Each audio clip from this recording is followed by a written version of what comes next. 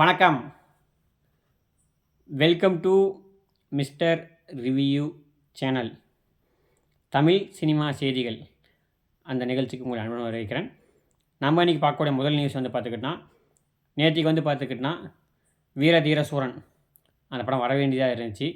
காலையில் வந்து பார்த்துக்கிட்டோன்னா 9 மணி காட்சிகளுக்கு வந்து பார்த்துக்கிட்டோன்னா சிறப்பு அனுமதிலாம் வாங்கியிருந்தாங்க. பட் ஆனால் படம் வந்து பார்த்துக்கிட்டோன்னா நினச்ச மாதிரி வரலை. காரணம் வந்து பார்த்துக்கிட்டோன்னா படத்தோட தயாரிப்பாளர் வந்து பார்த்துக்கிட்டோன்னா படத்தை வந்து பார்த்துக்கிட்டோன்னா ஓடிடி ரிலீஸ் வந்து பார்த்தா விற்காதனால கேஸ் போட்டிருந்தாங்க. அதை வந்து பார்த்தீங்கன்னா டெல்லியில் வந்து பார்த்துக்கிட்டோன்னா கேஸ் போட்டு படத்தை வந்து பார்த்துக்கிட்டோன்னா வெளியிடுறதுக்கு இடைக்கால தடை போட்டிருந்தாங்க. அந்த தடையெல்லாம் வந்து பார்த்துக்கிட்டோன்னா பேசி முடிச்சு ஒரு வழியாக பார்த்தோன்னா படம் வந்து பார்த்தீங்கன்னா நேற்று ஈவினிங் சாயந்தரம் 6 மணிக்கு வந்து பார்த்தோன்னா படம் ரிலீஸ் பண்ணிட்டாங்க. இதுக்கு வந்து பார்த்துக்கிட்டோன்னா படத்தோட இயக்குனர் வந்து பார்த்துக்கிட்டோன்னா ரொம்ப வந்து பார்த்துக்கிட்டோன்னா ஃபீல் பண்ணி வருத்தம் தெரிவித்து ஒரு வீடியோ விட்டுருந்தா. அப்படி இந்த மாதிரி விக்ரம் சாரோட ஃபேன்ஸுக்கும் எங்களுக்கு வந்து பார்த்துக்கிட்டோன்னா மன்னிப்பு கேட்டுக்கிறோம். எங்களுக்கு வந்து பார்த்துக்கிட்டோன்னா உறுதுணையாக இருந்த தயாரிப்பாளருக்கும் நம்ம ஆடியன்ஸுக்கும் ரொம்ப நன்றி. படம் வந்து பார்த்தா கண்டிப்பாக இன்றைக்கி ஈவினிங் 6 மணிக்கு வந்துடும் அப்படின்ட்டு அவர் சொல்லி படத்தை வந்து பார்த்து நேற்று வெளியிட்டிருக்காங்க. படத்தோட ரிவ்யூ வந்து பார்த்துக்கிட்டோன்னா உங்களுக்கு கூடி சீக்கிரம் வரும். நான் படத்தை பார்க்கல. படத்தை பார்த்துட்டு அதுக்கான ரிவ்யூ கண்டிப்பாக உங்களுக்கு தரேன். அதுபோக அடுத்த நியூஸ் வந்து பார்த்துக்கிட்டோன்னா இந்த படம் வரதுக்கு முன்னாடியே வந்து பார்த்தா படம் அருமையாக இருக்குது, ஆகா ஓஹோ இருக்குது அப்படின்ட்டு சொல்லியிருந்தாங்க. ஆனால் படமே வந்து பார்த்தோன்னா நேற்று ஈவினிங் 6 மணிக்கு வந்திருக்கு. அப்படிங்கும்போது அந்த நியூஸ்லாம் பார்த்தா வதந்திகள். ஏன்னா அவங்க தங்கலான் படத்தை வந்து பார்த்துக்கிட்டனா வச்சு அந்த படத்தில் வரக்கூடிய ஒரு சில வேலை கிரிப்ஸ்லாம் போட்டு இதை வந்து பார்த்தா பண்ணியிருந்தாங்க. அது தப்பு.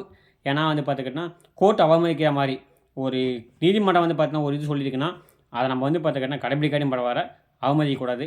அதை வந்து பார்த்தா அவங்க அவமதித்த மாதிரி ஆகிப்போச்சு. அதை வந்து பார்த்தோன்னா கொஞ்சம் மாற்றிக்கணும். என்ன பண்ண போகிறாங்கன்னு தெரியல. முடிஞ்ச அளவுக்கு வந்து பார்த்தா அந்த மாதிரி வதங்களை பரப்பாத கொஞ்சம் பாட்டிக்கிறது நல்லது. அடுத்தது ஒரு சோகமான நியூஸ் என்னென்னா, இயக்குனர் பாரதி ராஜா சாரோட சன் வந்து பார்த்துக்கிட்டோன்னா இறந்துட்டாப்படி.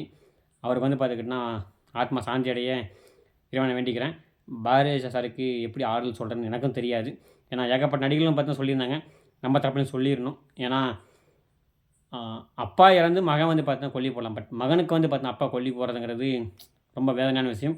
அதை வந்து பார்த்தா பாரதி ராஜா எப்படி தாங்கிக்கிட்டாருன்னு தெரியல. பாரதி ராஜா சாருக்கு வந்து பார்த்துக்கிட்டோன்னா மன உறுதி அதிகம், மன உறுதி வேணும். இதை வந்து மீண்டும் வருவீங்க சார். நீங்களும் ஹெல்த்தை பார்த்துக்குங்க. அடுத்த நியூஸ் வந்து பார்த்துக்கிட்டோன்னா ஜனநாயகன் படம் வந்து பார்த்துக்கிட்டோன்னா நாங்கள் ஜனவரி 9ஆம் தேதி பொங்கலுக்கு வரோம் அப்படிங்கிறத கன்ஃபார்ம் பண்ணியிருக்காங்க.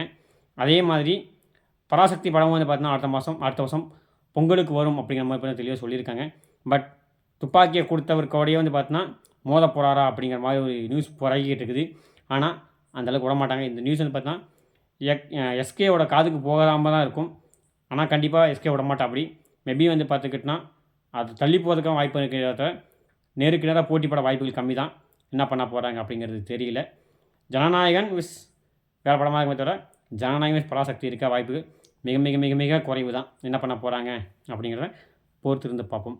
அதுபோக அடுத்த மாதம் 10ஆம் தேதி ஏப்ரல் 10ஆம் தேதி வந்து பார்த்துக்கிட்டோன்னா குட் பேட் அக்லி அந்த படம் வந்து பார்த்தீங்கன்னா வெளிவருது. அந்த படத்துக்கான ப்ரொமோஷன் சீன்ஸ் வந்து பார்த்துக்கிட்டோன்னா போய்கிட்டே இருந்தாலும் படத்தோட செகண்ட் சிங்கிள் எப்போ அப்படிங்கிறத ஆவலாக கேட்டுட்ருக்காங்க. படத்துக்கான செகண்ட் சிங்கிள்னு பார்த்துக்கிட்டோன்னா 28ஆம் தேதி அல்லது 30ஆம் தேதிக்குள்ளே கண்டிப்பாக வந்துடும் அப்படிங்கிற மாதிரி சொல்லியிருக்காங்க. செகண்ட் சிங்கிள் பார்த்திங்கன்னா அந்த படத்தில் வர ஜெயில் சாங்காக தான் இருக்கும் அப்படிங்கிற மாதிரி சொல்லியிருக்காங்க. மேபி அந்த சாங்கை தான் ஒரு மாதிரி ஐடியா இருக்குது. கூடிய சீக்கிரம் பார்த்து அந்த சாங்கை விட்டுட்டு அடுத்த மாதம் 5ஆம் தேதி பார்த்திங்கன்னா ட்ரெயிலர் வரும் அப்படிங்கிற மாதிரி தகவல் வந்திருக்கு. ஏன்னா அடுத்த 5 நாள் படம் வந்துடும். அப்படிங்கும்போது பார்த்திங்கன்னா 5 நாளுக்கு ட்ரெயிலர் விட்டு படத்தை ஹைப் பண்ண அதிகரித்தா தான் படம் வந்து பார்த்தீங்கன்னா ஆடியன்ஸ் ரீச் ஆகுறதுனால அடுத்த மாதம் 5ஆம் தேதி பார்த்தீங்கன்னா ட்ரெய்லரும் 30ஆம் தேதிக்குள்ள பார்த்திங்கன்னா செகண்ட் சிங்கிளும் வந்துடும் அப்படிங்கிற மாதிரி சொல்லியிருக்காங்க. என்ன பண்ண போகிறாங்க அப்படிங்கிறது தெரியல. அப்புறம் டிராகனில் நடித்த கயால் லோகர் உங்களுக்கே தெரியும். அவங்க வந்து பார்த்துக்கிட்டா படத்தை வந்து பார்த்தா இப்போ தமிழில் புக் பண்ணிகிட்டே இருக்காங்க. தமிழில் ராஜ்கிரண், ரம்பா அவங்களுக்கு அடுத்து தொடையை காட்டி தொடையழகிங்கிற பேர் வாங்குறது வந்து பார்த்துக்கிட்டேன் அவங்க தான். அவங்கள நிறைய படத்தை புக் பண்ணிகிட்டு இருக்காங்க.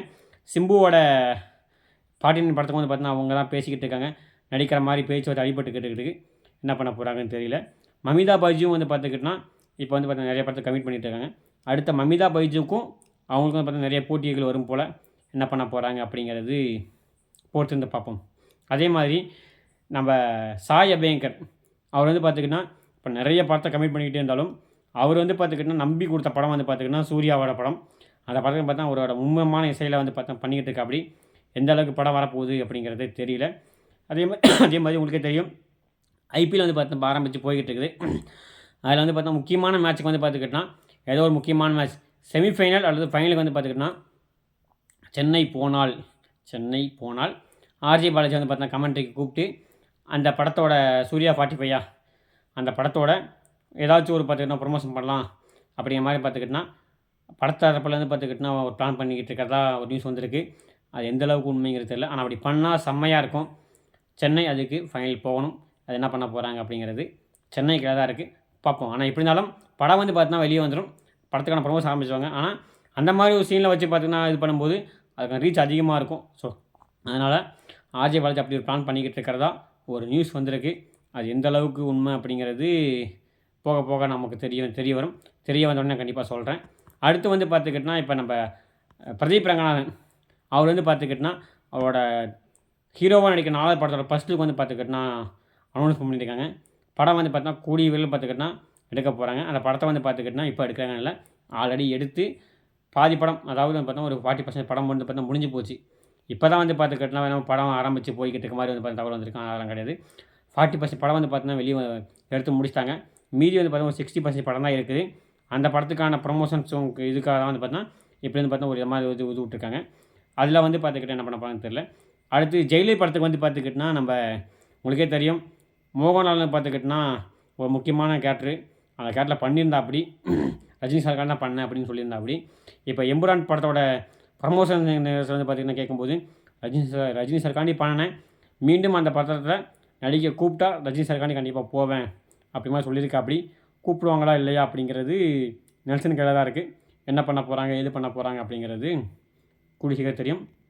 அதே மாதிரி நம்ம போர் தொழிலில் நடித்த ஹீரோ வந்து பார்த்துக்கிட்டிங்கன்னா கதைகளை தேர்ந்தெடுப்பில் வந்து பார்த்துக்கிட்டிங்கன்னா சூப்பராக பண்ணிக்கிட்டு இருக்கா. அப்படி அவரோட அடுத்த படம் வந்து பார்த்துக்கிட்டிங்கன்னா போர் தொழிலோட இயக்குனரோட போர் தொழில் படத்தில் இயக்குனராக வேலை பார்த்த உதவி வேலை பார்த்தவர் கூட தான் அடுத்த படம் பார்த்தா நடிச்சுக்கிட்டு இருக்கா. அப்படி படத்துக்கான பாதி ஷூட்டிங் வந்து பார்த்திங்கன்னா முடிஞ்சு போச்சு. அதாவது பார்த்திங்கன்னா ஒரு 2 வாரம் வந்து பார்த்திங்கன்னா ஷூட்டிங் எடுத்து போய்கிட்டு இருக்குது.